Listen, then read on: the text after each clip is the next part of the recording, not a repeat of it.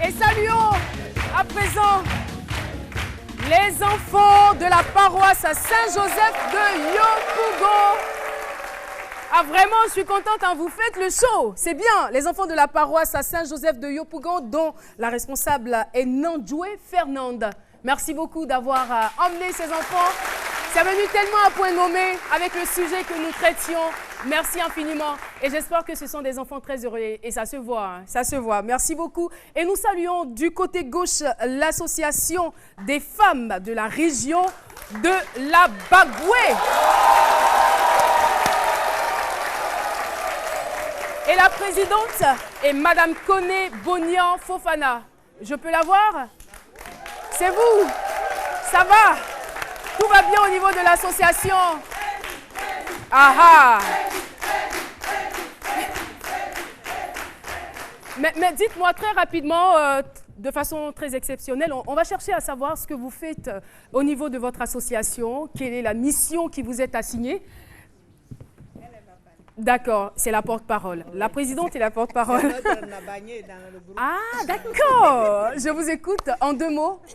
Bon, notre association, on contribue à l'amélioration de la qualité de vie de nos populations. Ah, c'est très intéressant. C'est vraiment noble. Oui. Nabayé. Merci infiniment. Oui, vous m'avez appelé? C'est un cadeau au nom de toutes les femmes. Oh! Oh là là! Oh là là! Oui, c'est mon abayé aussi. Merci en tout cas d'être venu et puis revenez quand vous le voulez hein, pour mettre l'ambiance dans ce studio. On vous aime. Merci infiniment. Belle gourmandise. Alors, merci beaucoup Jean-Michel. On poursuit cette émission et vous attendez certainement la chronique de Jessica. Qu'est-ce qu'elle nous a ramené dans sa valise? Elle sait pertinemment que tout le monde aspire à travailler un jour ou l'autre.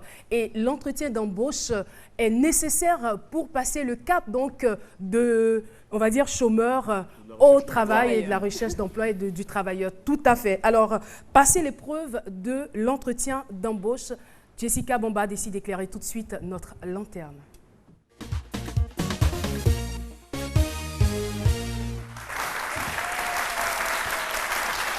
Justement, Caroline, l'entretien d'embauche, c'est un sourire américain. Ouais. Non. Justement. Non, l'entretien d'embauche, et si vous voulez travailler un jour dans votre vie, évidemment, c'est un passage obligé. Donc, on va vous dire que votre CV doit être en béton, vous devez avoir un parcours professionnel irréprochable, un parcours scolaire irréprochable. Mais ce qu'il faut savoir, c'est que les recruteurs sont aussi très sensibles à votre attitude lors d'un entretien d'embauche. Donc, sachez qu'un entretien d'embauche, c'est alors 55% sur le dress code, 38% sur la gestuelle et seulement 7% sur les propos. Donc c'est assez important de ce voilà. Pardon? En fait, je fais parfois des traductions. Ok. Donc il y a des points qu'on pourrait considérer comme des détails, mais qui sont vraiment très importants, sur lesquels on va peut-être s'attarder juste un peu, histoire de vous donner des astuces pour que vous soyez préparés à votre entretien d'embauche. Alors le premier point, comme je disais, c'est le dress code. Tout le monde sait qu'à un entretien d'embauche, il faut être sur 131. À la limite, il faut être bien mis. Mais il y a quand même de petits points qui sont très, très essentiels et qui vont vous aider. Par exemple, les filles. Lorsqu'on part à un entretien d'embauche, on va essayer de gérer en fait la longueur de la tenue qu'on va mettre. Que ce soit une jupe ou une robe, elle ne doit pas être trop courte, elle ne doit pas être trop longue non plus. Donc, on va garder une taille, on va dire, normale, juste après le genou. Voilà. On va éviter les longues mèches. Ce serait bien de les attraper parce qu'en fait, vous ne savez pas à qui vous avez affaire et ce serait vraiment dommage de vous faire recaler juste à cause de votre tenue vestimentaire. Donc, on va éviter les bijoux clinquants, donc beaucoup de bijoux comme celui que j'ai mis, on va vraiment éviter. Les talons très hauts, on évite parce que vous allez vendre votre profil et non votre physique. Voilà. Pour les hommes, Jean-Michel, n'est-ce pas? Je vois que tu as prêté pour l'occasion. Ah, donc, on va faire comme Jean-Michel, c'est-à-dire un style sobre, sans ton truc là, je ne sais pas si je dois appeler ça une cravate ou je ne sais pas. C'est pas connu. Voilà, ok. Donc sans ce truc là, sinon c'est très bien, la chemise blanche. Les hommes, oui, je veux bien. On va éviter surtout les couleurs. Donc une chemise jaune, une chemise rose, une chemise verte. On évite, on n'est pas là à un casting pour jouer le clown, on est là pour trouver un emploi.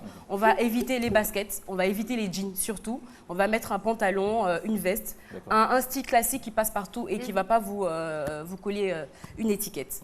Ensuite, une fois que ça c'est fait, on va passer à notre CV. Le CV, c'est vraiment ce qui vous définit. Le CV doit être lisible, c'est-à-dire qu'en un coup, on va éviter les CV de 3 pages. Hein. On n'est vraiment pas là pour lire une encyclopédie, on est là pour savoir votre profil. Il faut qu'il soit concis, précis, épuré. Donc, si vous avez un parcours professionnel énorme, vous allez seulement rester sur votre dernière ou sinon les 2 dernières expériences professionnelles qui seront les plus longues et les plus importantes. Et si votre parcours scolaire est très long, on va se baser sur les diplômes les plus importants. Voilà. On n'est pas là pour avoir votre expérience depuis la maternelle. Ça, non, on va vraiment éviter. Une fois que le CV, c'est bon, on passe à la ponctualité. La ponctualité. Il est important d'arriver à un entretien d'embauche 20 minutes avant. Ne venez pas non plus 3 heures de temps avant, s'il vous plaît. Je suis sûre que l'entreprise ne serait pas encore ouverte, d'accord? Ne venez pas taper le pied de grue non plus parce que vous venez vous vendre et non quémander un emploi. C'est différent. Ensuite, vous évitez vraiment d'arriver en retard. Ça peut arriver que vous ayez un imprévu. À ce moment-là, vous prenez la peine d'appeler votre interlocuteur pour lui dire que vous allez être en retard. Voilà. Le tout dernier point, c'est la voix. Lorsque vous venez à un entretien d'embauche, les 2 premières minutes, voilà, la première minute est très importante. Le bonjour, comment est-ce que vous allez? Et vous, c'est très important. Si vous arrivez, on vous dit bonjour, comment vous allez? Je vais bien, monsieur. Je suis très contente. Je rêve de travailler vous voulez jouer dans votre la gentille, là. entreprise. Non, non. Ça ne vous marche le dynamisme, pas. donc ça ne marche pas. Non plus, ouais, mais je suis contente. Non. Bonjour, je vais très bien, merci. Voilà, on va faire un test très rapidement. Oui, alors, oui. Je suppose que vous êtes la directrice d'entreprise. Tout à fait. D'une entreprise qui s'appelle Jess Production. Et Jean-Michel, oui, Jess Production, pourquoi pas. Et Jean-Michel Onin, qui vient donc à la recherche d'un emploi. Et il est arrivé. Non, mais Jean-Michel, c'est trop facile. On peut prendre quelqu'un dans le public. Non, on va essayer d'abord avec Jean-Michel. Okay. Hein. Jean-Michel dans le rôle d'abord de Philo et dans le rôle de Jean-Michel. Voilà, on va le faire. On va le faire. Alors, dans le rôle de Philo, voilà. Donc, il arrive en jean et tout ça, on se connaît ça. D'accord, il n'y a pas de souci. Ok, voilà. On va voir comment est-ce qu'il va toquer alors, je rentre à dans la le bureau, porte. c'est ça? Vous frappez s'il vous plaît d'abord, merci. Okay. Toc, toc, toc. Entrez. Ok. Bonjour madame. Le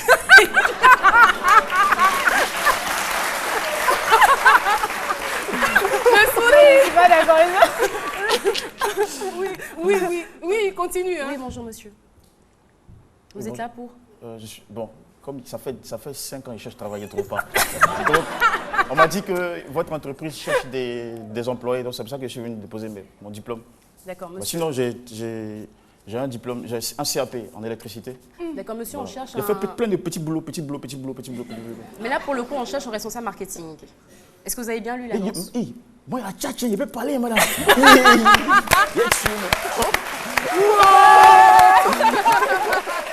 non, grave. Mais grave. Non, oui, c'est ça. Voilà. Donc ça aussi, c'est un exemple à ne pas faire. Si vous avez une offre d'emploi, assurez-vous que votre CV colle à l'offre d'emploi. Voilà, venez pas pour un responsable marketing avec un CAP en électricité. Mais est-ce que tu peux faire Jean-Michel Onin maintenant? Tout à fait. D'accord, il n'y a pas de souci. Alors, il va toquer à la porte. Je suis déjà dans le bureau? Non, pas encore. Donc aujourd'hui, j'ai du boulot. On va voir si le sourire va changer ou non. D'accord, ok. Toc, toc, toc. C'est qui? Qui est là? Jean-Michel. Jean-Michel, quand tu fermes les yeux, tu deviens... Non, entrez. On est sérieux là. Merci madame. Bonjour madame. Bonjour monsieur.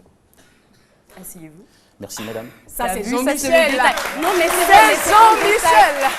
Mais c'est un détail super important. Vous ne vous asseyez pas tant qu'on ne vous a pas permis de vous asseoir. Voilà, c'est très très important. Oui, bonjour monsieur. Vous êtes là pour? Eh bien, je suis ici suite à un communiqué de presse que vous avez fait au sujet de votre quête de travailleur ayant mon profil. Votre nom? Mon nom, c'est Jean-Michel Onin, madame. Ah d'accord, il me semble que j'ai votre CV. Jean-Michel Onin, d'accord, très bien. Parlez-moi un peu de vous. Eh bien, je suis amoureuse de vous. Bon là, c'était pas prévu, hein. Excusez-moi, je suis perdue. Voilà. La route, le passage, c'est pas voilà. Ma place. Je suis perdue, je suis mélangée. Voilà. Je suis amoureuse de vous. Il n'a pas dit je suis amoureuse. Il est amoureuse de moi. Je suis amoureuse de vous. Allez-y comprendre que Jean-Michel a un développement de personnalité, d'accord. Et je pense que c'est là que l'entretien va se termine, voilà. Et surtout, il avait la bonne voix. J'ai fait exprès pour ne pas parler de moi. Voilà, c'est tout. Pour faire diversion, je ne suis pas sûre que ce diversion. soit la bonne méthode. Ne dites jamais ça. D'accord, on va terminer, Jessica. Voilà, donc le dernier point essentiel, c'est vraiment la voix. Et une voix dynamique, pas trop forte, pas trop basse non plus. Parlez, surtout regardez votre interlocuteur parce que ça veut dire que vous avez de l'assurance. Ça ne veut pas dire que vous êtes arrogant. Ça veut dire que surtout, vous prêtez attention à ce que votre interlocuteur vous dit. Voilà, on reviendra la semaine prochaine pour d'autres points, surtout au niveau de la gestuelle, qui est un point très essentiel et qui parfois nous trahit. Voilà, merci beaucoup, Jessica Bombard. J'ai bien aimé ce sujet. Et je suis sûre qu'il intéresse de nombreuses personnes en ce moment, des personnes qui nous regardent. Voilà, il me plaît à présent de recevoir sur ce plateau un homme. Il est enseignant à la base, enseignant en génie mécanique, et il a décidé de s'essayer à la littérature, à l'écriture. Il a écrit ce livre qui s'intitule « Le Panthéon des présidents ». Son nom, c'est Adam Konaté, que je vous demande d'applaudir. Adam Konaté, qui nous rejoint sur le plateau de ce midi. Bonjour. Bonjour. Et bienvenue. Merci beaucoup, chaleureux public de ce midi. Le micro, il marche très bien. Alors, on veut savoir comment est-ce que de génie en mécanique, d'enseignant en génie mécanique, vous vous retrouvez à écrire cette œuvre. Bien, merci. Merci à l'équipe de ce midi. À la base, j'ai aimé la littérature. Mais malheureusement, en troisième, il y a eu une déviation et je suis allé au lycée technique. Malheureusement ou heureusement, vous avez des regrets? Je me suis retrouvé là par hasard, j'ai suivi les amis, on constituait une bande et je ne voulais pas me couper de la bande. Et eux, ils avaient des parents qui voulaient qu'ils fassent des études au lycée technique. Moi, mes parents sont au village, sont analphabètes, j'ai décidé tout pour moi-même. Et donc, je les ai suivis et je me suis retrouvé dans des ateliers avec de grosses machines et ça m'a effrayé. J'ai essayé d'obtenir une réaffectation, malheureusement, ça n'a pas marché. Donc, j'étais condamné, j'ai fait les études mécaniques et puis bon, ça a bien marché. Et c'est la mécanique qui mène heureux aujourd'hui. Ah, c'est bien. Heureusement. Et c'est bien. Et ça ne vous a pas empêché de poursuivre votre passion de la littérature qui vous permet aujourd'hui d'aboutir à cette œuvre, Le Panthéon des présidents. Déjà, dans un premier temps, on va essayer quand même de décrire un peu la première de couverture de cette œuvre. Alors, je vois des personnes dans des tenues, voilà, des tenues différentes. Oui. Et je vois aussi un tapis rouge. Oui. Allez-y. Bien, donc cette figure représente une bulle. Donc, c'est le palais en quelque sorte. Ce sont des présidents, ils siègent au palais. Et donc, pour y entrer, il faut une bataille. Vous voyez, il n'y a pas de porte. Donc, c'est une aura noire, il y a une énergie. Et quand il n'y a pas de porte pour entrer, qu'est-ce qu'on fait? On casse. Et quand il y a un à l'intérieur, pour le faire sortir, il n'y a pas de porte, qu'est-ce qu'on fait? On casse. Donc, c'est une bulle dans laquelle s'enferme le président. Et donc, la bataille est rude pour entrer. Si vous remarquez bien, ils sont en tenue militaire, qui exprime la force. Le tapis, ça exprime le sang. Donc, pour y arriver, ce n'est pas souvent facile. Donc, c'est pour dire qu'en quelque sorte, il faut changer de façon de faire et il faut cultiver certaines valeurs pour arriver à cette fonction. Donc, vous abordez la problématique du pouvoir, de la succession. Effectivement, il s'agit de la succession. Et c'est un prince, il est né avec une cuillère dorée à la bouche. Il s'appelle au départ Kunadia. Malheureusement, il devait être l'héritier de son oncle président. Et avec l'évolution du temps, l'oncle a préféré choisir sa propre fille. Et donc, tout de suite, il y a eu des rivalités. Il a été victime d'une situation désagréable où il devait être tué. Ensuite, il a pu s'échapper. Donc, il a fui, il est parti loin du palais. Mais heureusement pour lui qu'il va se battre, il va faire son voyage initiatique, il va revenir et il sera président, comme pour dire que c'est Dieu qui donne le pouvoir. Ça, c'est vraiment fort ce que vous dites. Et souvent, j'ai entendu dire que le pouvoir ne s'acquiert pas, il s'arrache. Est-ce que vous abondez dans le même sens ou non? Votre vision, elle est tout autre. Ma vision est tout à fait différente. Il faut être intègre. Vous savez, pour être président, c'est une fonction difficile. Il faut avoir de la compétence et de l'intégrité. Voilà pourquoi le personnage principal qui s'appelait Kunadia au départ, qui a changé d'étiquette pour se faire appeler Yereolo, qui veut dire homme intègre. Nous avons besoin de présidents intègres. D'accord. Michel? Alors, l'écriture ou encore la rédaction de cette œuvre répond à quel besoin? Qu'est-ce qui a motivé à un moment donné pour vous votre profil de mécanicien? J'espère que mes termes sont justes. La mise sur pied d'un tel travail littéraire.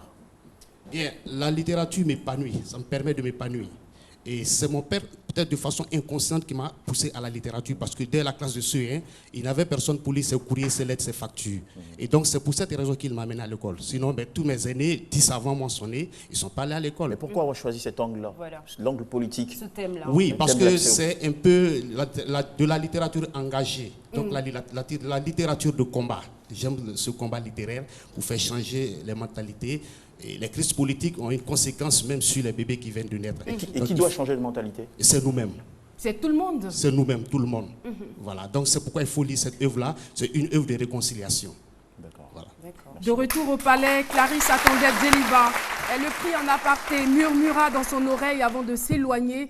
Ils s'étaient ensuite rencontrés à son bureau. Elle lui avait maintes fois posé la question au sujet des Kanas qui préféraient leur neveu à leur propre enfant pour leur succession. Djeliba lui avait toujours répondu qu'il n'en savait rien. Le lendemain, elle avait encore suivi discrètement dans le parc du palais. Là, elle eut une attitude différente. Clarisse s'était assise auprès de lui, avait passé le bras autour de son cou. Je ne vais pas terminer cette lecture, tout simplement dire que les mots, les phrases sont accessibles à tous. C'est un style aussi direct et intéressant. Fluide. Oui, il est vraiment fluide, le style, et accessible à tous. Merci encore d'être venu partager ce livre avec nous. Le Panthéon des présidents, disponible certainement en librairie. Et voilà, à lire absolument. Non, on aurait pu quand même se passer du prix, mais c'est pas bien grave. Merci beaucoup. Merci et bon courage. On espère bien qu'on aura certainement une autre œuvre très très bientôt. Bon courage à vous. Merci encore d'être passé dans cette émission. Voilà. J'adore cette émission en fait. Mais je la kiffe, mais qu'est-ce que ça m'a manqué. C'est vrai. Alors qu'est-ce que tu aimes dans ces midis, Jessica? Toi. C'est des déclarations. Il y a beaucoup de déclarations quand même aujourd'hui, hein, des hommes qui sont amoureux. Tu es une artiste. Je suis une artiste. Merci pour le compliment en tout cas. On retrouve tout de suite Jean-Michel Honin pour l'actualité média. Comment vas-tu? Gaspille pas tes unités, je te rappelle. Oh, t'en fais pas pour les unités. Et attends, je te passe ta sœur, elle veut te parler.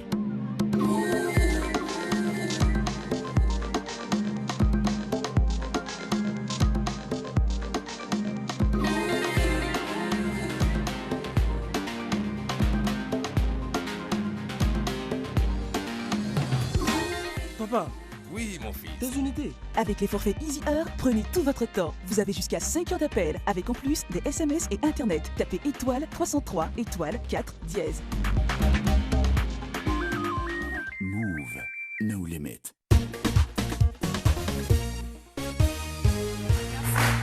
Alors, ok, directement.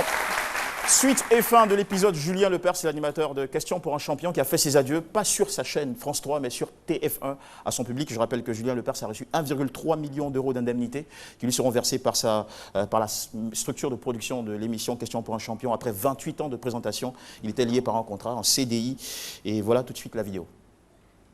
De Questions pour champion, le public, près de 2 millions de téléspectateurs tous les soirs à 18h. Je vous aime, j'ai donné le meilleur de moi-même pendant 28 ans. Je ne comprends pas la fin, vous ne la comprenez pas, c'est pas grave. La vie est à nous et on va continuer ailleurs. Et je vous dis pas, oui je vais pleurer, je ne vous dis pas adieu, mais je vous dis simplement que j'irai plus loin, plus haut, plus fort. Et je vous dis à bientôt, à très bientôt. Voilà, et merci à tous les amis. Voilà. Voilà, je précise aussi que d'après un dernier sondage, 46% des Français veulent voir Michel Drucker, que nous avions reçu ici il y a quelques semaines, aujourd'hui 73 ans, prendre sa retraite, et 36% veulent Foucault, qui lui a nous, on veut 68 toujours le voir à l'antenne. Hein. On va terminer par notre dernière séquence qu'on a retrouvée, je vais l'essayer toutes les autres. Voici, on va regarder, c'est le sujet numéro 4, Régie, sujet numéro 4, on a retrouvé Barbara Kanam, regardez.